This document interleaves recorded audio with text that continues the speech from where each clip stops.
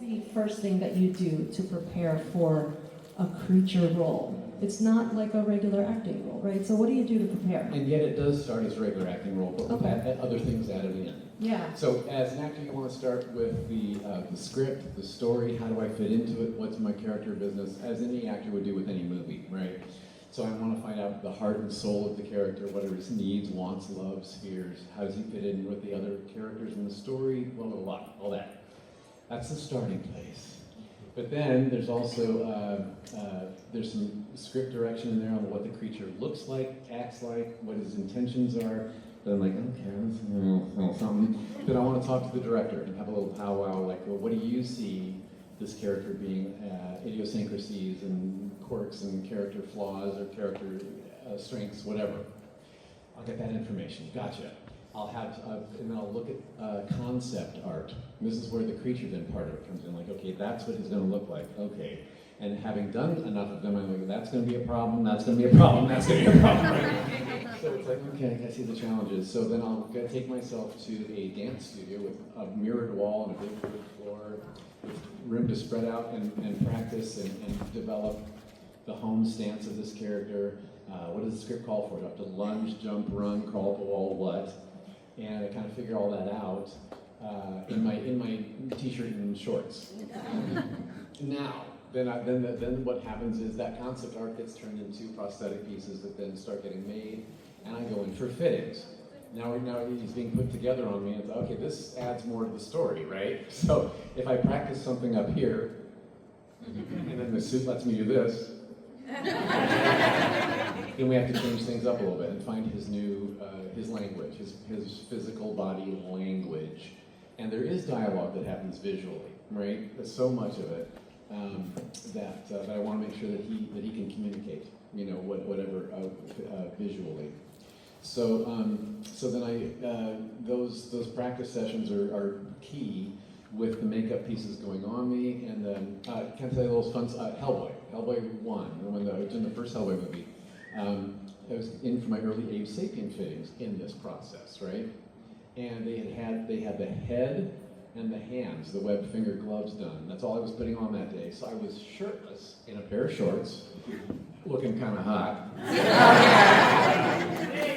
Thank you. I still got it.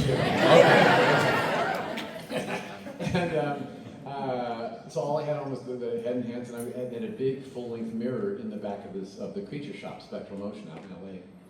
And so I'm kind of looking at myself in the mirror, and I'm like, okay, so from home, I knew that he had a fish DNA in him too, so man, fish, mutant kind of a thing. I had goldfish at home in a tank, and I loved how they swam around and how their fins were so calming, but they had very curious heads, like, right? So I wanted to make Abe Sapien kind of incorporate that kind of language into him. Even though he's very astute, very studied, he reads 3 books at a time, he loves classical music. He's a gentleman, but he's also a fish, right? So I'm in front of the mirror kind of doing this. And I wanted him to always be like he was in the water. Like his limbs should always be, you know,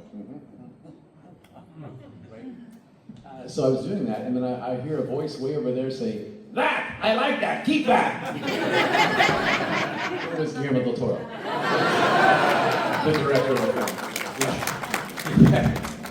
He came to the creature shop that day without telling me, and was just kind of quietly watching me off to the side.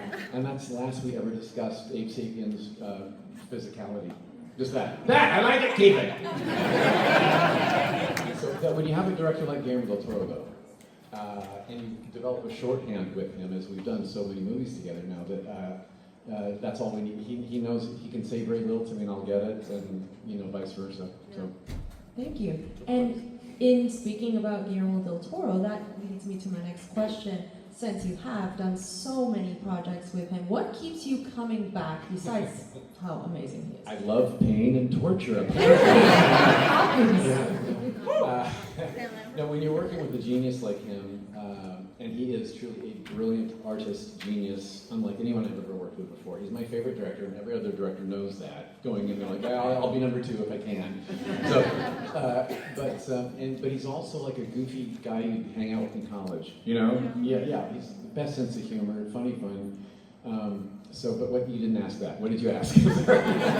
What keeps you coming back? Oh, right, well, because of that, the goofy part, I think. Yeah. Really? Plus, when you have a career that's under lots of rubber bits, like mine, it's a rarity to be invited to the Oscars, right? So I've been to the Oscars twice in my life, once for Pan's Labyrinth and once for The Shape of Water, right? So these are two movies that had monsters in them and had their horror elements, but they also had so much more going on. They were both like perfect movies with many genres pulled in. Romance and history and social issues of the day and all kinds of things happening in those movies, right? So Pan's Labyrinth was nominated for 6 Oscars, and they won 3 of them, including Best Makeup for my artists. Love them. Yeah, they did a beautiful job, both on the fawn and the pale man. And then The Shape of Water had 13 nominations, which I called before everybody else. Okay, when I was working on Crimson Peak with Guillermo del Toro, I played 2 of his ghost ladies in that. We'll have a long story, but anyway.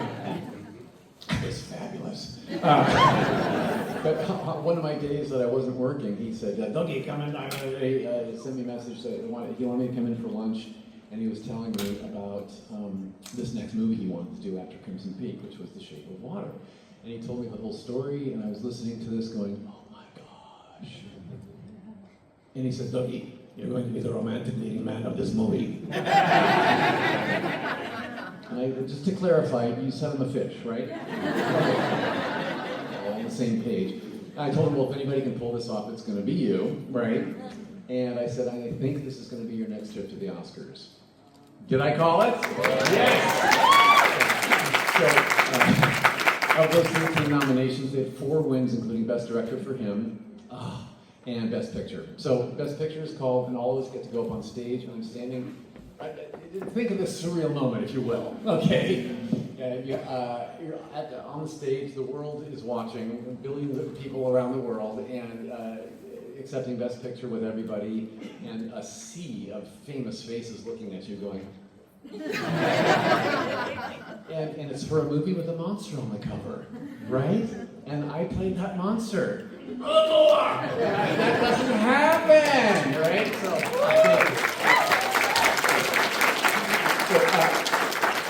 That's what keeps me coming back to Del Toro. Thank you. Amazing. And I think it's criminal that you don't have an Oscar for any of your performances. And I don't know that the Academy knows how to vote for a guy in rubber. Like you need to figure that out because it needs to happen. So, as an actor, performing behind prosthetics and makeup and things like that have their own set of unique challenges. What is the most challenging thing about performing in that type of makeup, and how do you overcome it? Yeah, it would be energy. Simply, the days are long, and my day starts before everybody else's in that kind of a job. So, like, let's take the Hellboy movies, for instance. That's the longest makeup I've ever done, was 7 hours a day to become Abe Sapien. 12 prosthetic pieces from head to toe with blended edges and paint on shaved skin. So it's a lot. There's a lot. And so I put in a full day before everybody else gets there. Right now, I have to keep my energy up on camera. That's the toughest part. Is staying in character and keeping your energy up, and so you have to kind of have an athlete's mentality as well as an actor's mentality, so that you can physically push to the finish line and get through the day with everything staying on camera, and then the cleanup process for him was 2 hours more a day, so I stayed later than everybody else, right? So and Hellboy 2 was a 6-month shoot and 6 days a week. So I didn't sleep that year, but once you see everything on the screen, and you're watching this beautiful piece of art that will live forever now, it's like, okay, that's why I made the sacrifice. What's that? Worth it. You're right, it's worth it. Yeah, exactly. Thank you. So, what was the weirdest or most unexpected thing that happened while you were in costume? Well, okay. Can we talk about going to the bathroom? Because often I can't. Okay. Yeah. Well, the thing is, let's take The Shape of Water Amphibian Man as an example. He was gorgeous from head to toe, and And what went into that design was we have to make him dateable, right? So I spent a lot of time on the ass and the lips, right? Yeah, retooled and reshaped and recolored. So I knew they got the ass right, though, can I say, when we're all sitting on our set chairs, and I got up to walk away at some point, and back here was sitting Octavia Spencer, and all I heard was,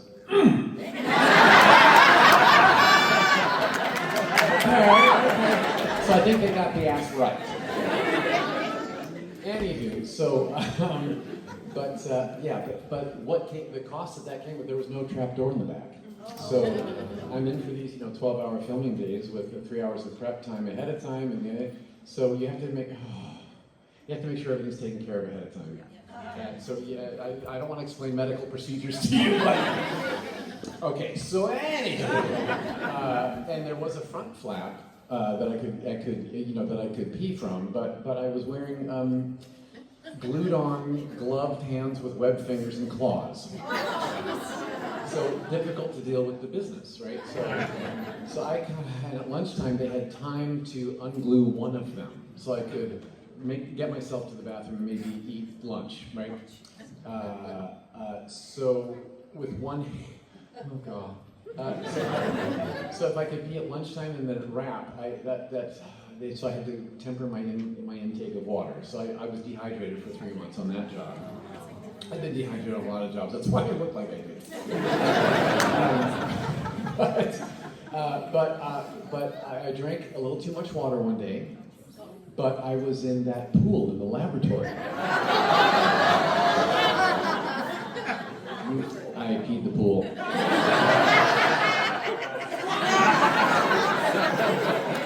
But I was the only one in there, I promise. I didn't have to announce it or anything. I just kind of went. I think that's my favorite story ever. I can't believe I told that just now. It'll be in my book one day. You heard it here first. Okay, besides Octavia's response, what is the most memorable reaction that someone has had to you in full costume? That, someone on set? Oh, right. It might be when I played the Silver Surfer. Another beautiful beast he was, and with a great ass. And again, rubberized muscle suit, and they restructured my face too with a very, serious brow bone and a great jawline. It's like, I am hot. Okay. Well, the extras on set thought so too, right? So I got lots of hey. I got a lot of that during the day. And then at the end of the night, if anyone was still around when I got out of the suit and out of the makeup, then this shows up. They're like, oh.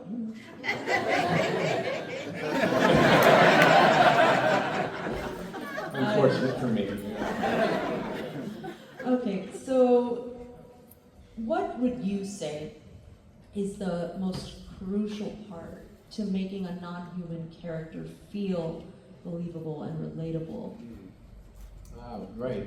Well, that's back to the actor part of this, right? You have to infuse humanity into a monster, and that's what. And Del Toro's a director who understands making that monster on film, because in his movies the monsters have been more human than some of the humans, right? Yes. The true monsters of his films are usually like some guy who's gone off the rails and is a narcissist, right?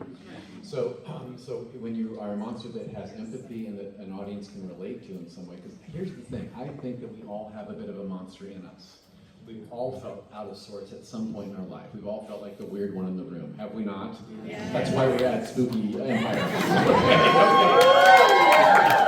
We're the weirdos, mister. Right, and when we're younger, we don't realize that is a beautiful thing, and we should celebrate it. And we know that now that we're adults and we're here being beautiful and celebrating it, right? Yeah. But the monster that is within that we fight, and we want to fit in with everybody else, and we don't want to be the oddball out. And when you finally realize that might be where your beauty actually lies, as opposed to being a flaw, that's where I find the humanity in these monsters for sure. It's amazing. Do you like to watch yourself on screen? You know what? When I'm in a full rubberized makeup, I can watch it much easier, and I can. But I'm very critical of myself, of course. But I do want to watch it. I'm not one of those actors that I will never see my work. I want to see it so I can learn from it and see what went right, what didn't go as right as I had hoped, and all those things, so I can learn and grow as an actor. Now that I'm 64 years old and looking hot. I asked for that. Thank you. The older I get, the older this process is getting. So I've spent the last year and a half playing nothing but humans.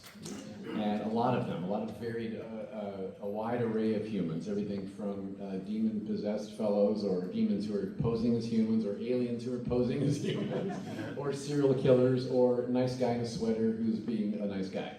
I've done a lot of everything, and which brings up my dream role. Okay, the nice guy in sweater thing. Anyone like Hallmark Christmas movies? I know, right? Or Great American Family, or Netflix. They all have family-friendly Christmas movies now. I want to be the dad of a grown woman who's going through issues or with a relationship, and I want to hold a cup of cocoa and wear a sweater with reindeers on it, and give her some really sound advice, and tell her how proud her mother would be if she were still alive. Yeah.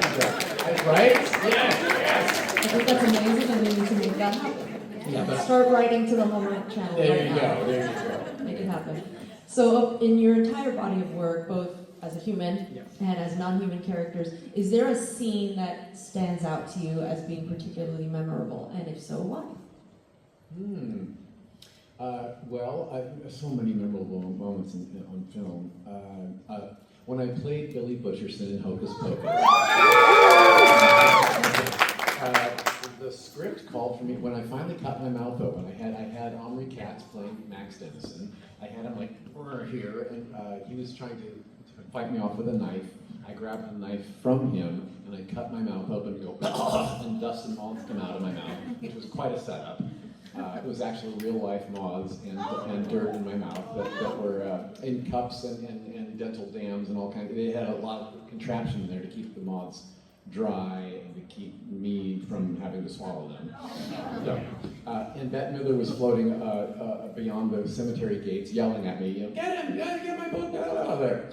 And so I finally get my mouth open, and that's where it's revealed that I'm not with her; I'm with the kids. And so I yell at her, right? Well, if you remember that line, in the script, it was supposed to be, "Bitch!" And that's it. And I'm thinking, Disney kids film, okay, what's that?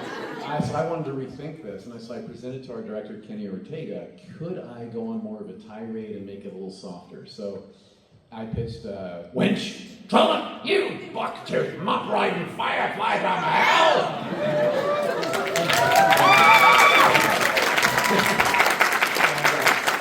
All the while, Max is here, and I said, "I've waited centuries to say that." I threw all that in. He loved it, and it stayed in the movie, and it's now a quotable piece of the film. So I'm very proud of that moment. So thank you for asking. That is incredible. I love that story. I'm glad you brought up Billy Butcherson, because that character in that film have become kind of a part of just the spooky season experience. And it's a film that people are passing down to future generations. How does that feel to be part of something that is so iconic and future generations are just going to keep watching it? Yeah, I'm all for it, yes. This when I was a kid, that movie was Wizard of Oz. And the Wizard of Oz was on TV, right? It was on TV every year, but it was back in the day, network television. You had to watch it when it was on, or you missed it. So we all gathered around, made the popcorn on the stove, and had the Kool-Aid going, and we're ready to watch Wizard of Oz. And so movies now being so on demand and so clickable and watchable so fast and on a small device if you want. There's so much content out there. But Hocus Pocus became that movie that we still sit down for. We have Hocus Pocus parties. We have viewing parties. And when Hocus Pocus 2 came out, thank you very much for supporting that, by the way. That was the #1 streaming movie of all time in its first week. Because of you, thank you. And how many parties sprung up just to have a viewing party for that premiere, right? So it's because of that loyalty that we were able to make a part 2, and that's why, because of your loyalty, there's a part 3 in the works. Disney announced it's in development, and how much, if there's a Billy, if there's an offer, I don't know, but if the offer comes, the answer is yes. Okay. Yeah. Amazing. Oh, that I did not know that. So that's yay. So when you get a script, what is it? Is there anything in particular that draws you to it that makes you say, yes, I absolutely have to do this, or does it vary from project to project? It varies, but one theme I want to see, no matter if it's light and fluffy with a happy ending, or if it's a dark movie with horror and blood in it, I like a redemptive ending. I want to see a change in the lead character where they learn something, they grow, or they conquer something that's huge, right? I think horror films empower us in a way. We watch them and we walk out of the theater going, I can handle anything. I just watched that get through. So yeah, maybe I can handle the demons and monsters in my own life. Okay, yes. So, what, did I hit you? Yes. Okay, Yes. I got it? Okay, good. Yeah.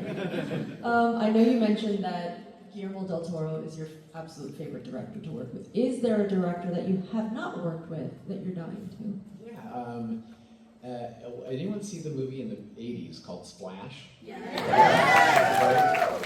That was from Ron Howard, I knew as Opie on The Mayberry Show, and then of course as Richie Cunningham on Happy Days, right? So then seeing him as a director, I was like, wait, what? He directed this movie? And so ever since then, and I love Splash. I have a thing for water people anyway. So, and Daryl Hannah was great in that, and Tom Hanks, so that was kind of a breakout for him in movies. So it's like, and so who directed this? Ron Howard. He's the one I want to work with. To this day, I never have and would love to. Yeah. Yes, Ron Howard for the win. Okay. What has been your most memorable fan interaction? But specifically, I know I'm sure there's many, but specifically someone who's come to you and talked to you about how a role that you've played has been personally meaningful to them. So many.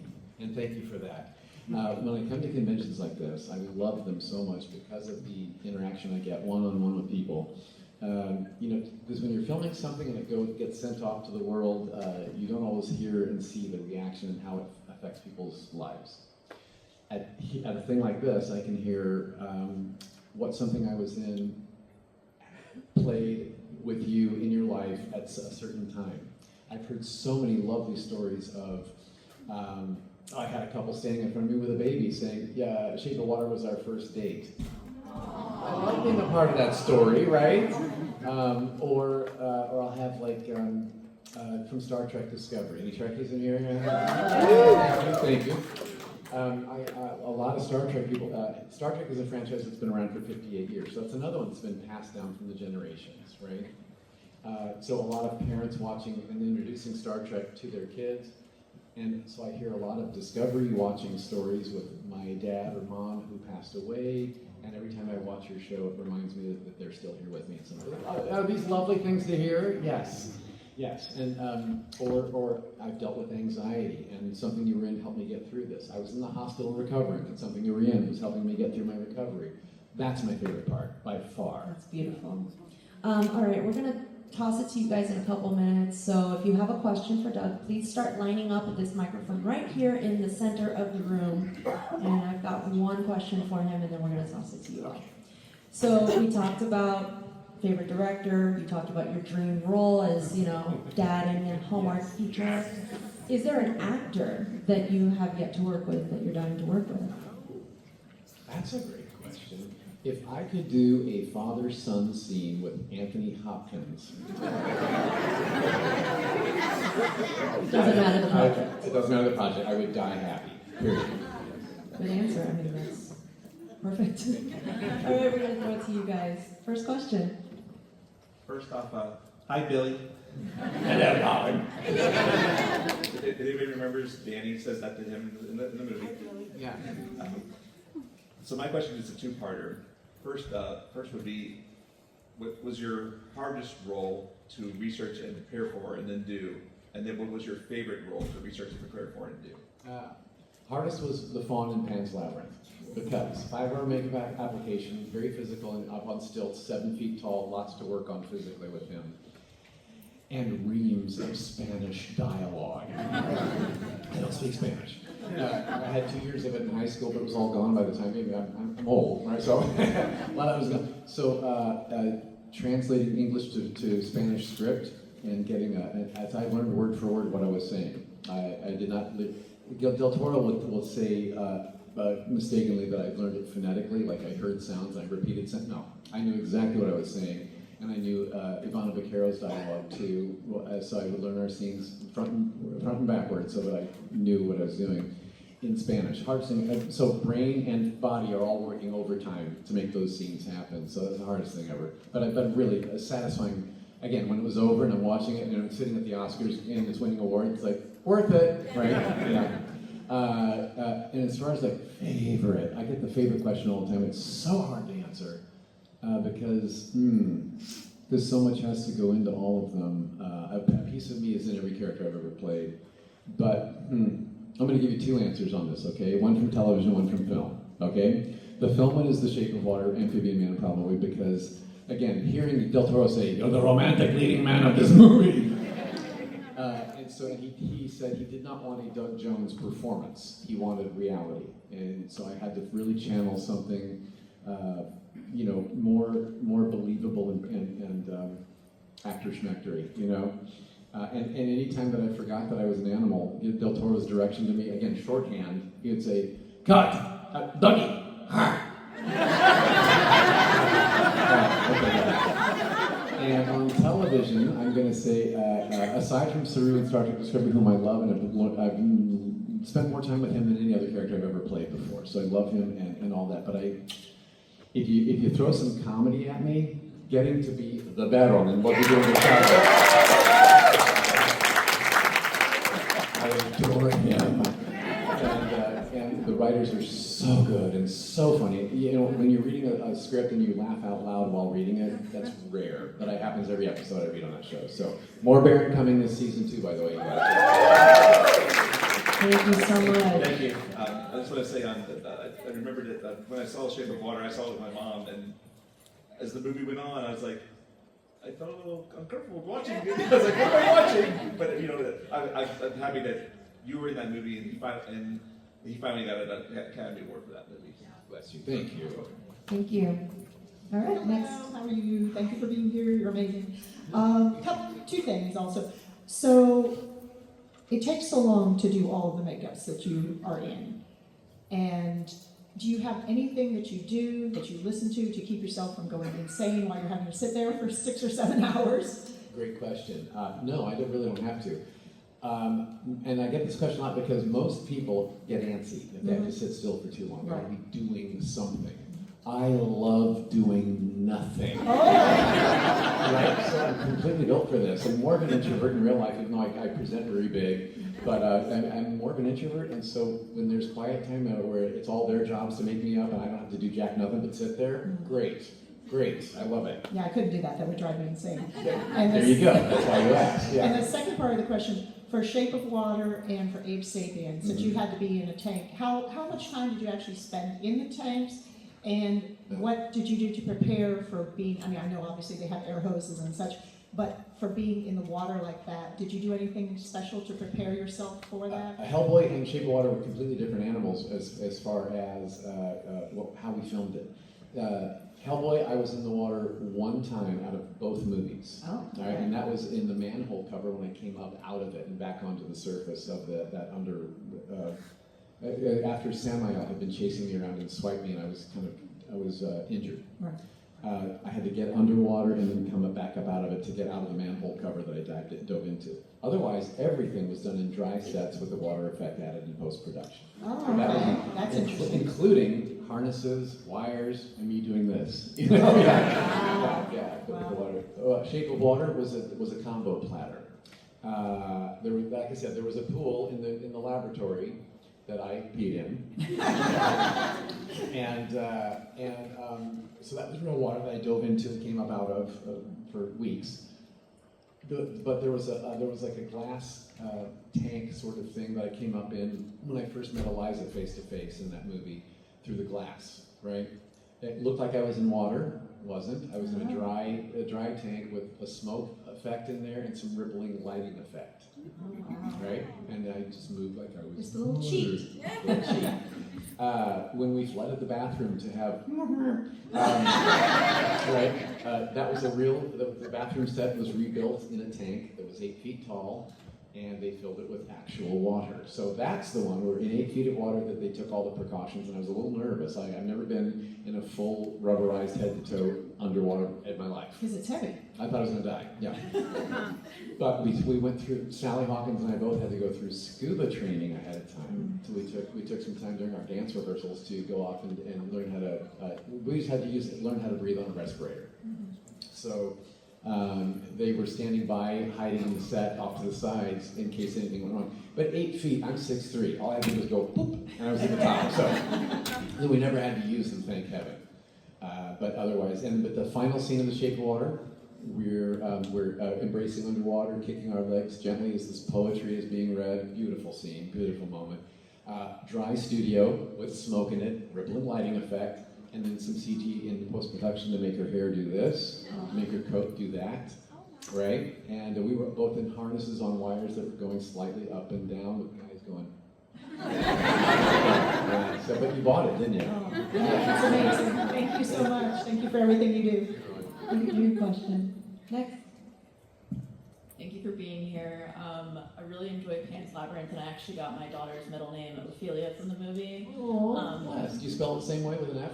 I really wanted to, and I should have because we are Spaniard, but I did go with the English spelling. I know. My question really was Pan's Labyrinth based. Between the Faun and the Pale Man, which character did you prefer the most? Oh, right. Well, I spent more time and energy creating the Faun, honestly, because of that process I told you about before. He was so much for me, mentally, physically, all of it. The Pale Man was like, well, at first, when Del Toro sent me the script and offered this movie to me in the first place, he said, and I want you to have a look at the Pale Man to it.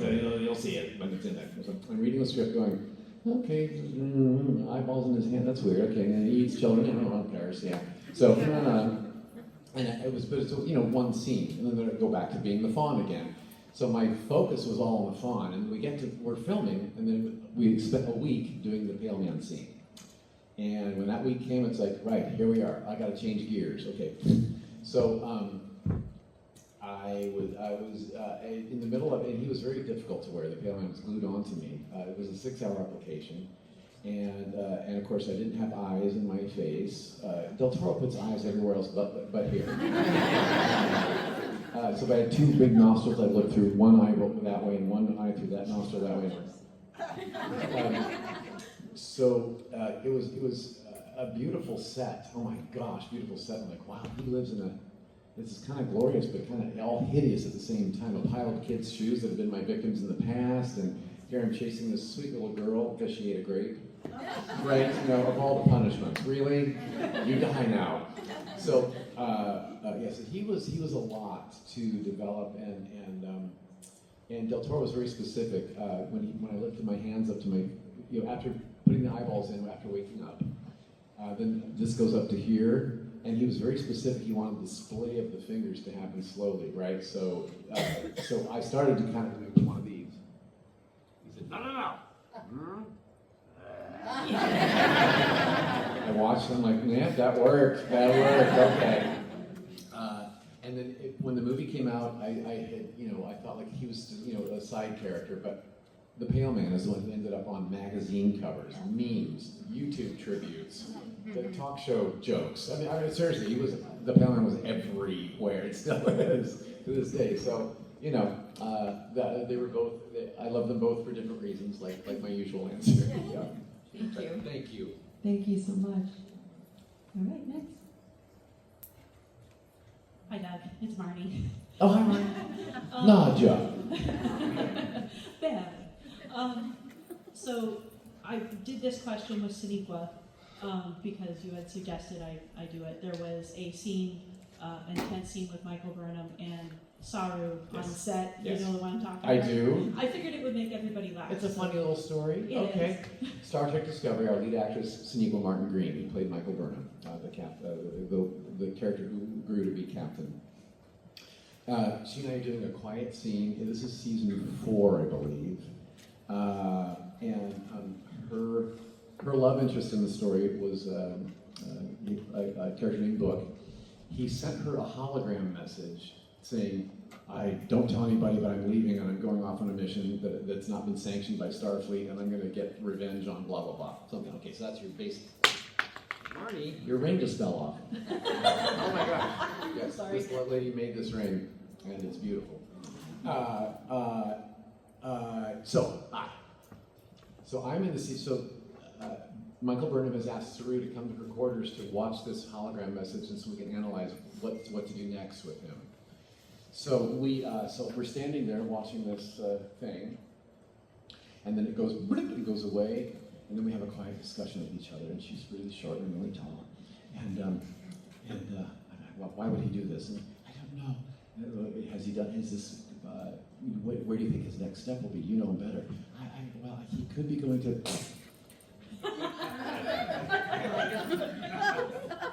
Maybe no one noticed. So I keep talking, and Sonequa was looking at me going, she noticed. So I said, that was me. The entire crew busts up laughing, they kept the cameras rolling, and so it was on the original blooper reel. And then somehow when the DVD came out, it's not on the blooper reel anymore. I know, I would have loved for it to stay, because who doesn't love a good fart? Thank you, Marty. Thank you. Next question. Hey, is there any sort of creature that you haven't been able to play yet that you would like to see on screen? I get asked this a lot too. Now, had you asked me this a few years ago, I could say I've always wanted to play a vampire. Well, I've played quite a few. But the classics were what called to me the most. But I've always thought, Dracula, he's kind of sensual and sexy. Okay, no. Then there's those sparkly teenager ones. I can't play that either. Right? Maybe no one should. I don't know. I don't know. I'm just saying. Bless their hearts. But the one that was like, okay, I understand this faded, ugly fella Nosferatu, right? Yes. So now, as I sit here today, I have played him in a remake called Nosferatu, a symphony of horror that is just now out on Amazon Prime and Apple TV. And Fandango and Roku, and it'll be on Tubi. So, yes! So, crawling into the role that Max Schreck created on film back in 1922 was an absolute honor for me. And what we did, now there's another Nosferatu coming, you've seen advertised with Bill Skarsgård in the same role, directed by Robert Eggers, coming in December to theaters. Bigger production, more money, more marketing, okay. Ours is a quiet little indie that kind of snuck out onto the streamers quietly, and but ours, if you go looking, if you do a search bar of Nosferatu Doug Jones, you'll probably find it. Okay, and ours is a scene-for-scene replication of the first silent film, but with talking, dialogue, and sound, right, and the musical score and new actors. But we were combined with the old movie, so there was a green screen element to every scene in our film. And that green screen was filled in with a plate shot created off the original movie digitally. So right? So it's all in black and white to match the original film, and it's a total homage and nod and bow to that original movie. And so I love playing Nosferatu, and I love striking those iconic poses that you know Max Schreck doing. Everything from up the stairs to his death scene with at the window. I had to find my way into all those iconic poses. Oh, and the standing up straight as a board from the coffin. Yes, I did that as well. So we wanted to get all those moments in there that would honor Max Schreck, but I also had to find a Doug Jones way to get there. So it's a combo of new and old that I hope you like. Yeah, thank you. Thank you. We have time for one more question. I'm so sorry. Last question. Hi. I wanted to say really quickly, Billy was my first crush. I'm surprised how many times I hear that, though, honestly. It started the problem.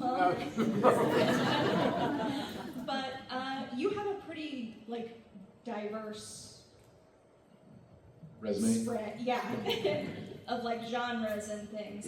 But when it comes to horror, do you really like getting the scares out of people? Like, do you love to see like the reactions of like absolute horror from people? Like, Well, I like reaction in general, honestly. So that means if a character evokes tears from you, love it. If it evokes laughs from you, love it. If it evokes from you, I love that too. So when I hear people go, the pale man creeped me out, good. Or the gentleman from Buffy, good. He creeped me out too when I watched it back. I'm like, yeah, geez, right? So yeah, no, I love that. but did you like maybe more like, was it? I'm sorry, I'm blanking because I'm so starstruck. Oh, bless you, child. Was it a preference of yours to do like more horror over anything else? No, just more opportunity there, really. I as an actor, I like it all. I really do. And if there's a story that I want to help tell, I will invest myself into that story, no matter what genre it's in.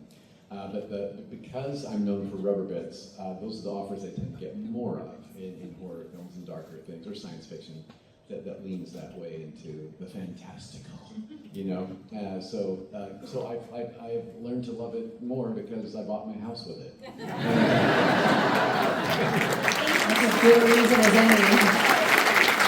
Well, it has been an absolute delight. Thank you so much for joining us this weekend. As I'm sure they can all attest, you have been absolutely wonderful. Thank you so much. Please give it up for them.